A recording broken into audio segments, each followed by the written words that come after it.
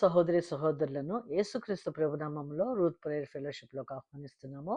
మనము సిలువ మీద పలికిన 3 మాటలు ఇప్పటి వరకు విన్నాము. ఇప్పుడు 4వ మాట చూద్దాము. 4వ మాట చూడటానికి ముందు నేను కొన్ని మాటలు చెప్పదలుచుకున్నాను. ఆక్రందన, అనుగ్రహించెను, అభీష్టమాయెను. ఈ 3 మాటలు మీరు జ్ఞాపకం పెట్టుకోండి.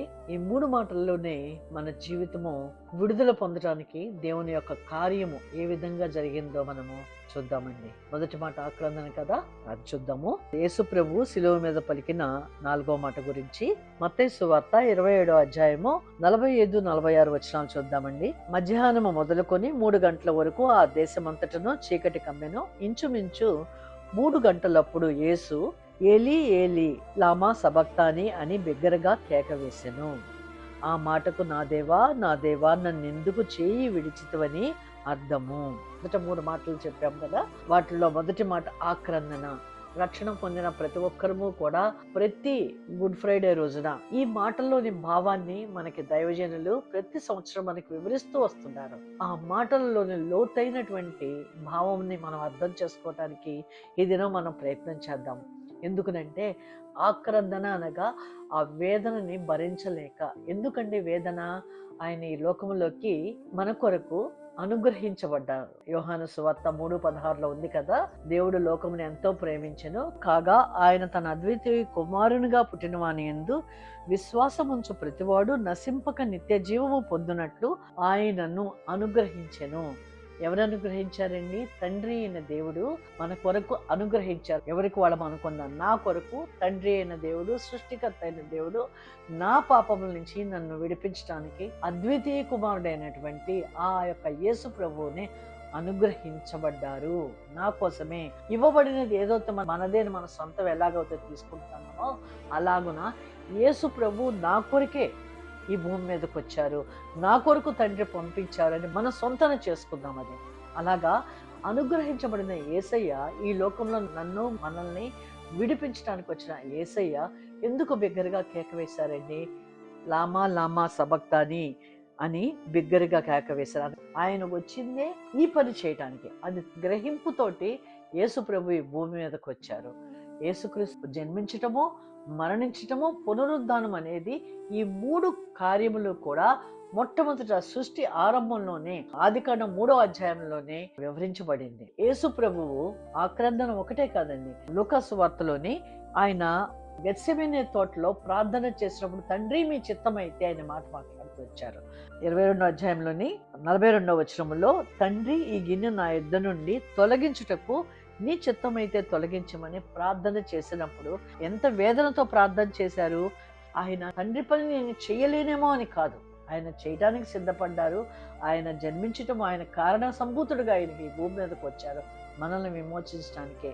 కానీ దూత వచ్చి బలపరచవలసినటువంటి మాటలు ఏమై ఉంటాయి అనే ఆలోచన చేసినప్పుడు నాకు అనిపిస్తుంది కదా, యేసు ప్రభు నేను ఈ భూమి మీద ఈ కార్యములు చేస్తూ ఉండగా నా తండ్రి నా చెయ్యి విడిచిపెడతారు అన్నది ఆయనకి ఒక బాధ, వేదన కలిగింది. మీరు కూడా ఆలోచన చేయండి.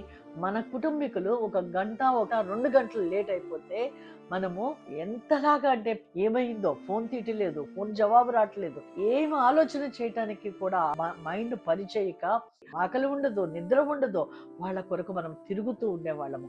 అలాంటి చిన్న ఎడబాటు, రావాల్సిన వ్యక్తి ఇంటికి రాకపోతేనే మనము ఎంతో వేదన పడేవాళ్ళము.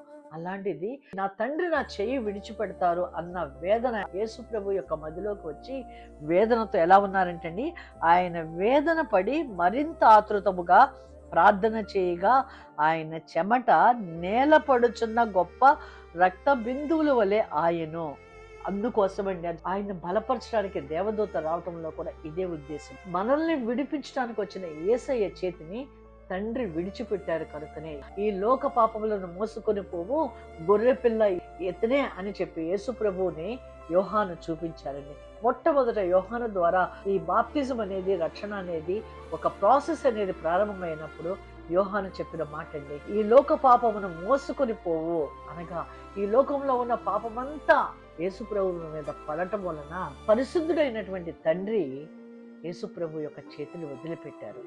ఆ ఎడబాటుని భరించలేక యేసుప్రభు ఆక్రందనండి, ఏలీ ఏలీ లమా సబక్తాని అని బిగ్గరగా కేక వేశాను. అప్పటి వరకు మన సృష్టికర్త అయిన దేవుడిని ఒక గొప్ప మహోన్నతుడైన దేవుడిగా, సర్వశక్తివంతుడైన దేవుడిగా మనము చూస్తున్నటువంటి ఆ దేవాది దేవుడిని మత్తయి సువార్త 6వ అధ్యాయంలోని శిష్యులు అడిగినప్పుడు నా తండ్రి అని పరిచయం చేశాడు. తండ్రికి కుమారుడికి ఉన్న అనుబంధాన్ని అక్కడ ఆయన నేర్పించారు, తెలియపరిచారు.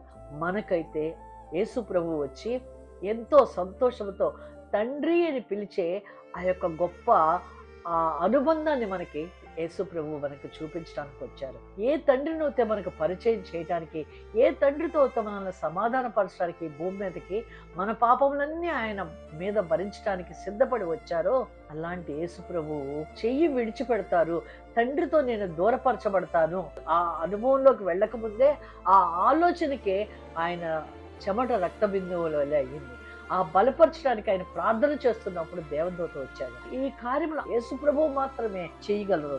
ఎందుకంటే హెబ్రీ పత్రికలో వ్రాయబడి ఉంది కదా, బలియు అర్పణయు నీవు కోరలేదు కానీ నాకొక శరీరమును అమర్చితివి, పాప పరిహార్థ బలులను నీకు ఇష్టమైనవి కావు. ఇప్పుడు నేను గ్రంథపు చుట్టలో నన్ను గూర్చి వ్రాయబడిన ప్రకారము దేవా నీ చిత్తము నెరవేర్చుటకు ఇదిగో నేను వచ్చి ఉన్నానంటిని.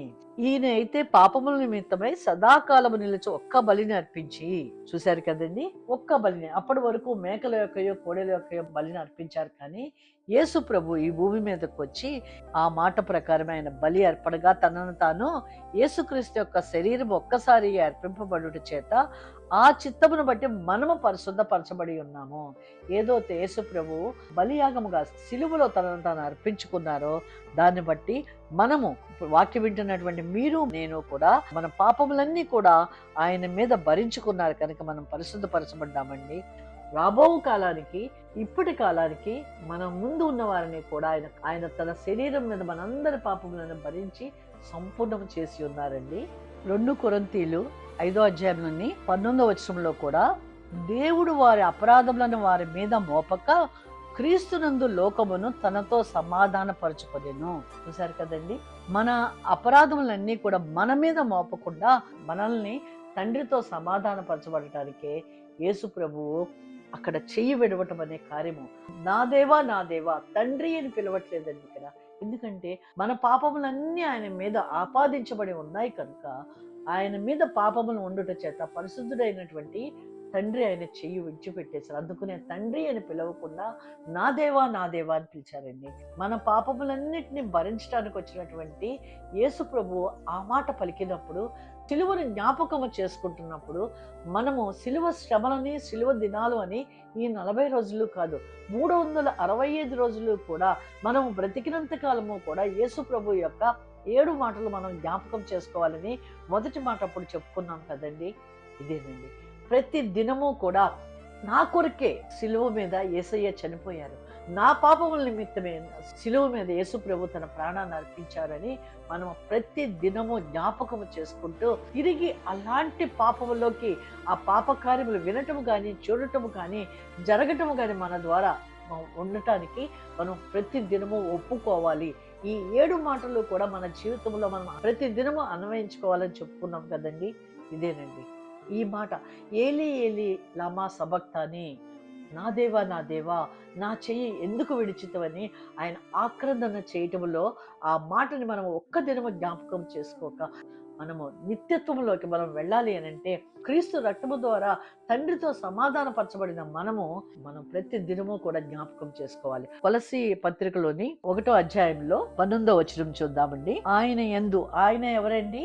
తండ్రి, సృష్టికర్త అయిన దేవుని యందు సర్వ సంపూర్ణత నివసింపవలెననియు, అనగా ముందున్న తరమవారి గురించి చెల్లించబడింది, ప్రస్తుతం మన గురించి కూడా ఆ కార్యం జరిగింది, రాబో కాలంలో వారి గురించి కూడా. అందుకనే ఆయన యందు సర్వ సంపూర్ణత నివసింపవలెననియు క్రీస్తు శిలువ రక్తము చేత సంధి చేసి క్రీస్తు ద్వారా సమస్తమును, అవి భూలోకమందున్నవైనను పరలోకమందున్నవైనను వాటినన్నిటినీ క్రీస్తు ద్వారా తనతో సమాధానపరచుకొనవలెనని తండ్రి అభీష్టమాయెను.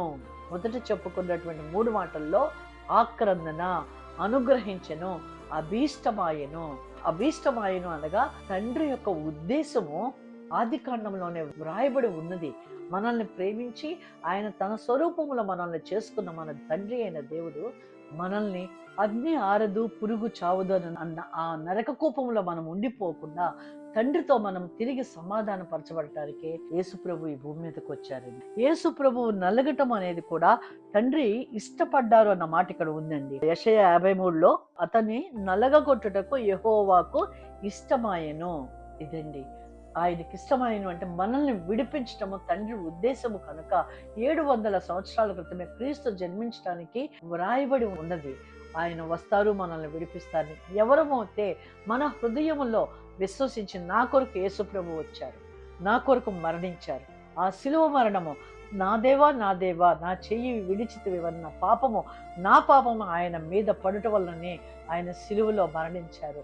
ఈ లోక పాపమును మోసుకొని పోటుకొచ్చిన గొర్రెపిల్ల యేసు ప్రభువుగా ఉన్నారు కనుక నేను ఆ పాప జీవితంలోకి వెళ్లకుండా క్రీస్తు చిత్తంలో నడుస్తాను, క్రీస్తు కొరకు నేను జీవిస్తాను అని ఎవరమైతే హృదయంలో విశ్వసించి ప్రతి దినము శిలువ మీద పలికిన 7 మాటలు మన హృదయంలో మనం పఠిస్తూ ధ్యానిస్తూ క్రీస్తు కొరకు జీవించాలని, ఆయన ఎందుకొరకు వచ్చారో ఈ లోకానికి చాటి చెప్పాలని ఎవరమైతే మనం నిర్ణయించుకుంటామో మన అందరినీ కూడా దేవుడు తన బిడ్డలుగా చేసుకోవటానికి క్రీస్తు ద్వారా సమస్తమును అవి సమాధాన పరచుకునవలని తండ్రి అభీష్టమాయెను.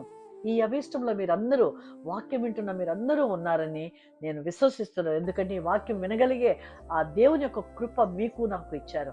ఆ సృష్టికర్త అయిన దేవునికి మనం లోబడి మన ముందు జీవితం అంతా కూడా తండ్రి చిత్తములో యేసు ప్రభు యొక్క ఉద్దేశములో మనము జీవించడానికి మనం అప్పగించుకుందామండి. తండ్రి మీ కృపా కార్యక్రమాలను బట్టి యేసు ప్రభువుని భూమి మీదకి మా కొరకు అనుగ్రహించారు. నేను నీ బిడ్డలుగా ముద్రించబడటానికి మాకు ఇచ్చిన ఈ కృపను బట్టి వేవేల స్తుతులు స్తోత్రములు చెల్లించుకుంటూ వాక్యం వింటున్నటువంటి ప్రతి ఒక్కరిని కూడా మీ బిడ్డలుగా మీ యొక్క హక్కును చేర్చుకుని ఏ విషయాల్లో ప్రభు వారు నలిగిపోతున్నారో వాటన్నిటి నుంచి విడిపించి మీ మార్గంలో నడిపించమని యేసు నామములో ప్రార్థించి వేడుకొంచున్నాను. ఆమేన్.